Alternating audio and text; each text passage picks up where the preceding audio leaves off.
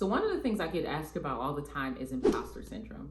And I gotta tell you, the majority of the time, people who are asking me about it are not suffering from imposter syndrome per se. Raquel Martin here. So let me give you a little science behind the psych of imposter syndrome and where the term comes from in the first place. So imposter syndrome is based off of research conducted by two psychologists, Dr. Pauline Clance and Dr. Suzanne Imes. They conducted a research study of 95 undergraduate and 10 PhD faculty that were European American women who also identified as middle to upper class. And please remember the demographics of this study because it's very important. They studied that while researching these individuals, a couple of behaviors were identified. One, feeling like they weren't intelligent enough to be in their work or school environments, which could often manifest as anxiety, holding back ideas because they didn't want to bring attention to themselves, and also going above and beyond to prove that they belonged in the environment that qualifications would deem them worthy of being in. However, this is a really consistent instance when the demographics of the research study, the demographics of the individuals that coin these terms or these phrases are being applied to everyone, are being generalized to everyone, and that's not appropriate, right? If I was studying a research study about, the amount of medicine that could cure blip the blob in dogs, and it said this medicine cured blip the blob and 100% of dogs, would you then feel like the research also justified you deciding to apply that medicine to heal blip the blob in cats? No, because it was never studied with that population. One of the biggest issues with imposter syndrome and the fact that it is spread like wildfire is no one is looking at the aspect of where the study came from. The research results, and the research, in my opinion, was sound. It was pretty much a typical qualitative analysis. However, individuals are applying the results of a study that looked at the anxiety and the lack of feeling like they belong and feeling like a fraud in an environment of European American women, highly educated European American women that identified as middle to upper class, and then trying to apply that to everyone. So we all see what the problem is, right? It's just another example of when individuals have identified something, and instead of looking at the intricacies of other ethnicities, they decide, well, this is appropriate for one ethnicity. This is appropriate for European Americans and European American women. And since they are the apex, since they are the rule, clearly this information is applied to everyone. This makes sense for everyone this is the reason why they feel this way, because they have imposter syndrome, right? Wow. So, Dr. Martin, what do you feel like most people are suffering from? Well, I'm glad you asked. Most individuals are not suffering from imposter syndrome. Do they feel like imposters in their environments? Yeah, most of the time they do. And it's because the environment is unwelcoming and it's making them feel that way.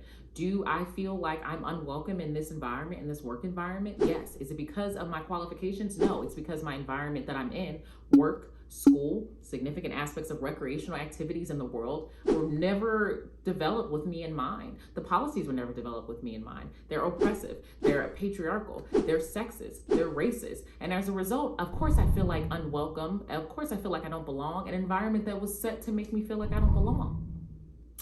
Imposter syndrome and feeling like you don't belong in an unwelcome environment are two entirely different things. If I'm in this environment that's oppressive, that has policies against me and my skin color and my hair and my culture, then I feel like an imposter, I guess. But is it imposter syndrome, or is it justified racism-related stress or justified response to an oppressive environment? That's what it is, right? I want you to let me know if this resonates with you, because a lot of people in this situation, when they talk about imposter syndrome, it is the blame being put on you and not the environment. If I'm saying that you have imposter syndrome, if I'm saying, hey, you should probably work on that, your anxiety, your depression, if I'm talking about your imposter syndrome and you have to work on your thoughts and feelings and behaviors that connect to that, all the onus is on you.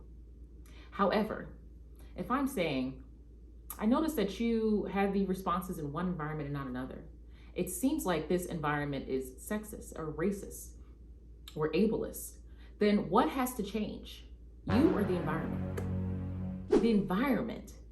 right? It's not the fact that you feel like an imposter despite your qualifications. It's the fact that you have your qualifications and this environment makes you feel like you don't belong because it was never set up for you to belong in the first place. So the onus is not put on you.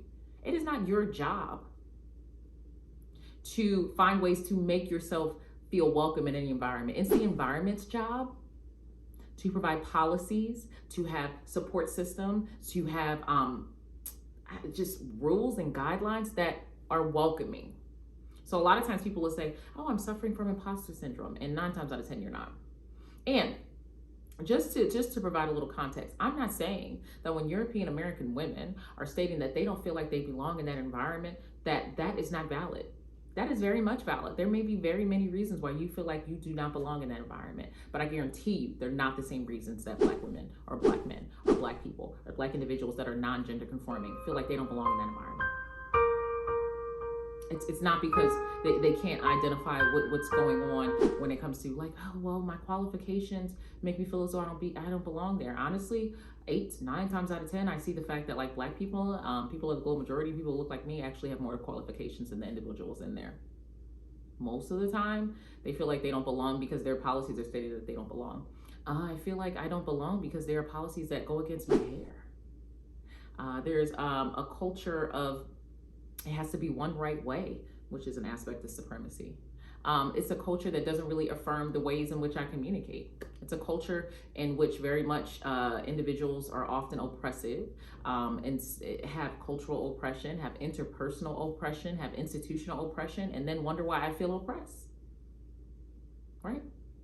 So comment below if you want me to post a video regarding signs so that you can recognize the difference between imposter syndrome or having a natural reaction to an oppressive and inhospitable environment. And also, if you have made it all the way to the end of this video, thank you so much. It very much helps me when you watch the entire video. I hope this resonated with you. Thank you for watching my channel. Once again, I am Dr. Raquel Martin, licensed clinical psychologist, professor, and scientist, and I break down these concepts every single week on my channel. If there's something in particular you want me to discuss, put it in the comment section below. And also please like, comment, share, and subscribe. You can also follow me on TikTok and Instagram if you want to see like the day-to-day workings of my life. When I'm teaching, when I'm engaging with my family, or when I'm just outside kicking it. And the name for that is Raquel Martin, PhD. Thank you so much, everyone. And please remember to be kind to yourself.